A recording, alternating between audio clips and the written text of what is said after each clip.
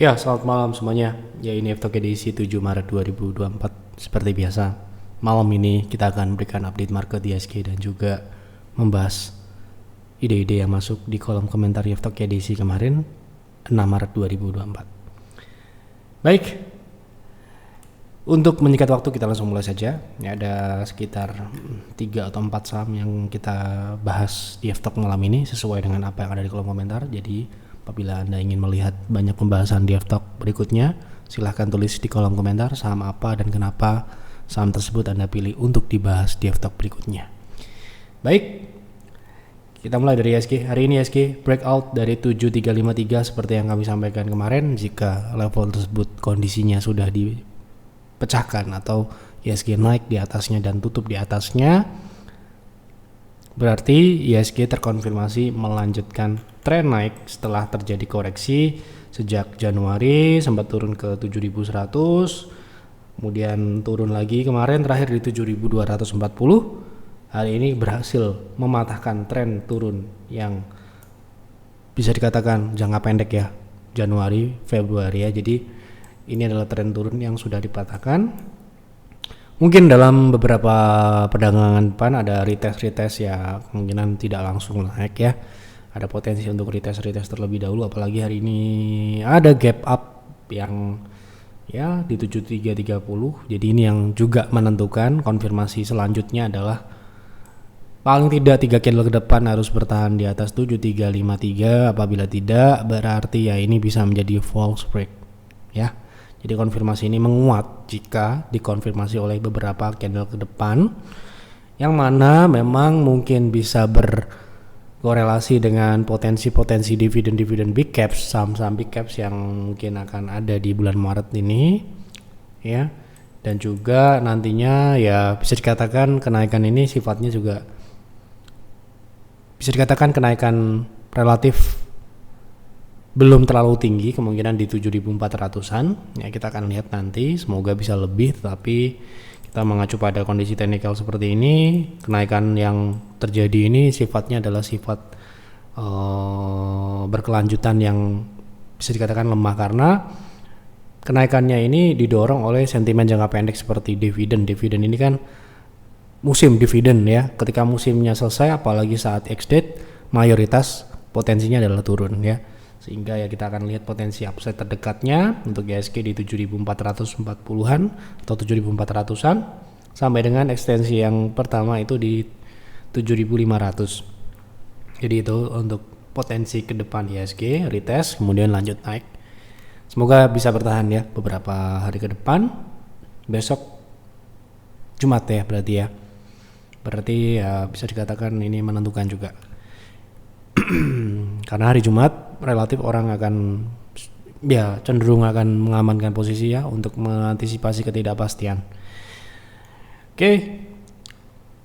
Sore Pak Yap, tolong dibahas untuk teknikal saham SDRA untuk jangka pendek. Terima kasih, sukses selalu buat Pak Yef dan tim. Terima kasih.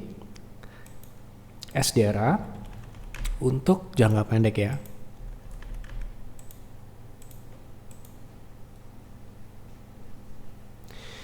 Baik, untuk jangka pendek SDRA kita lihat di sini kecenderungannya adalah flat dengan kecenderungan turun ya. Ini adalah kecenderungannya. Ini jangka pendek, oke? Nah, sekarang ini mengarah menyempit. Secara teknikal potensinya selama tren turun ini masih berjalan ya, SDRA ini mungkin akan konsolidasi terlebih dahulu. So untuk trading sebaiknya memang menunggu terlebih dahulu sampai dengan kecenderungan menyempit atau konsolidasi ini sudah berakhir atau harga sudah keluar dari kecenderungan ini. Begitu. Di berapa? Jika dia naik bisa naik dan tutup di 590. Sekarang ini kecenderungannya masih menurun dan bisa hingga 530-an ya di sini ya. Seperti itu. Tolong diulas tentang INDF dan BFIN untuk jangka 2 minggu. Kira-kira resisten best sell terdekatnya di harga berapa? Satu saham ya INDF untuk target jangka pendek gitu ya, untuk best sell gitu ya. Ya ini masih turun sesuai dengan pembahasan terakhir. Setelah mencapai dua target yang kami pasang di 6.900 dan ekstensi pertama di 7.200 nyaris, ini hanya disentuh saja, setelah itu turun. Nah sekarang ini untuk jualan gitu ya, base itu artinya Anda tahu base adalah level yang mungkin tetapi ya sulit untuk dicapai. Yang memungkinkan kemarin sudah dicapai di 0,3 di 6750, base price-nya itu di 7050, tetapi ya bisa aja dengan catatan INDF tidak turun lebih dalam dari 6275, artinya itu adalah proteksinya. Seperti itu. Mohon dibahas saham ADMR sudah punya di 1340, bisa potensi sampai ke target berapa selanjutnya Pak? Terima kasih. Kita lihat ADMR targetnya berapa, sudah punya di 1340. Sekarang harga di 1500. Mari kita lihat apakah sekarang ini sudah di target atau belum. Yang jelas sekarang ini ADMR melanjutkan uptrend. Ini loh ya. Ini adalah uptrendnya. Oke, ini akselerasinya. Kemudian wave terakhir adalah ini. Jadi untuk trading itu targetnya relatif sudah tercapai di 1600. Itu targetnya ya. Kalau mungkin ya ini bisa rebound lagi, kita bisa lihat dari sini. Target berikutnya adalah di 1715. Kita coba cocokkan dengan wave terbesarnya di 1800. Jadi bisa dikatakan target selanjutnya gitu ya, itu mengacu pada poin ini 1790 atau 800 ini sampai dengan 1860 di poin yang ini. Ini adalah target area ya, bisa dikatakan ini area dari wave kecil dan wave besar. Kita combine-kan untuk memperkirakan kira-kira swing naik selanjutnya, itu akan berada di mana ya. Jadi ada target itu kan berada di kisaran ya. Kita nggak bilang poin karena ya ini akan menjadi bisa dikatakan ya kecil kemungkinan gitu ya. Makanya kita selalu bilang rentang target area. Mungkin kalau Anda mengikuti private trading room gitu ya, seringkali mereka menentukan TP1 dan TP2. Jadi TP1 sampai dengan TP2 itu adalah rentang targetnya. Apa artinya? Ya, ketika Anda melihat harga sahamnya sudah di area TP1 sampai dengan TP2 atau di rentang target, apabila kita punya, ya kita take profit di situ. Apabila kita tidak punya, ya jangan beli di situ. Artinya risknya sudah premium secara teknikal jangka pendek tentunya. Seperti itu. Nah, kalau sekarang ini misalkan katakanlah kan tadi kan sudah punya di 1430 ya. Di sini area sinilah.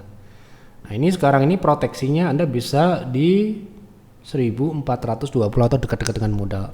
Apa artinya kalau dia turun ke sana? Artinya potensi dari ADMR ini menguji uptrend line yang ini ya.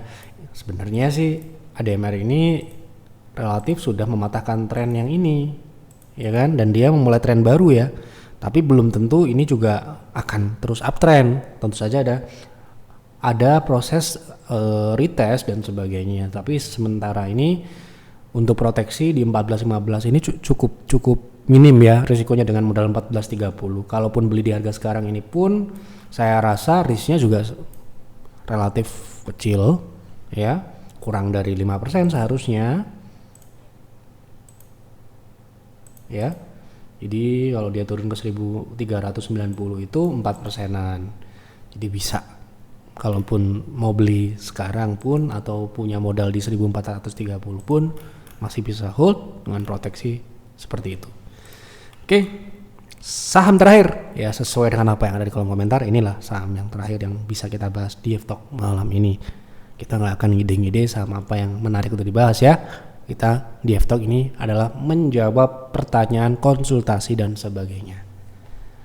Tolong bahas NCKL bisa dibeli di harga berapa untuk trading?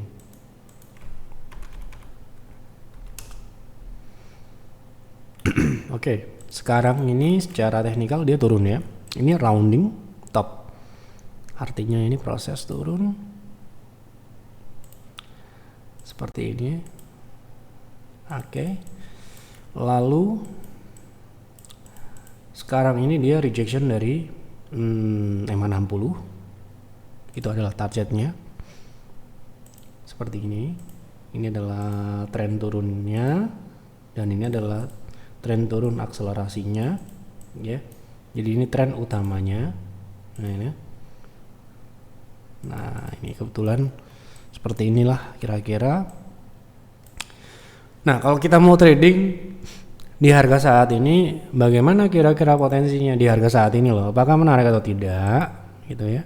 Kita akan mengacu pada wave terakhir yang ini dengan target 0,6. 0,6 itu sekitar 9 sampai dengan 8%, itu di atas MA60.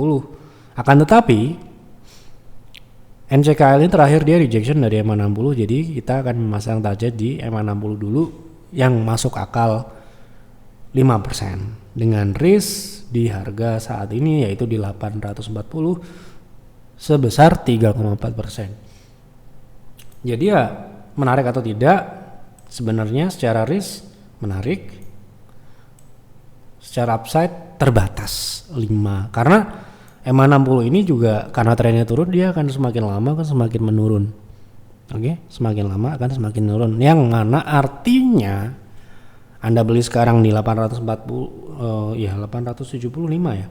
Nah, besok misalkan dia tidak bergerak, katakanlah dia hanya flat di situ di 870-an ini, MA60 ini akan mendekati harga modal Anda. Artinya ya kalau TP-nya di MA60 yang target dinamis, ya itu akan menjadi tidak menarik. Oke, jadi secara risk sebenarnya bisa diterima, tetapi secara upside kok saya rasa bisa mencari yang lain. Ya, seperti itu. Baik, cukup ya untuk Give Talk malam ini sesuai dengan apa yang di kolom komentar. Ya itulah yang akan kita bahas di Talk. Silakan isi kembali di kolom komentar saham apa dan kenapa saham tersebut Anda pilih untuk dibahas di Talk selanjutnya. Jangan lupa untuk dukung kami dengan klik like, dan yang belum subscribe silahkan subscribe. Baik, terima kasih. Mohon maaf sekali lagi apabila ada kesalahan atau mungkin tidak sesuai prediksi kami. Semoga dapat diterima dengan baik. Ambil yang positif, yang Anda rasa bermanfaat Anda ambil, yang tidak berguna silakan Anda lupakan. Itu saja, selamat malam dan selamat beristirahat.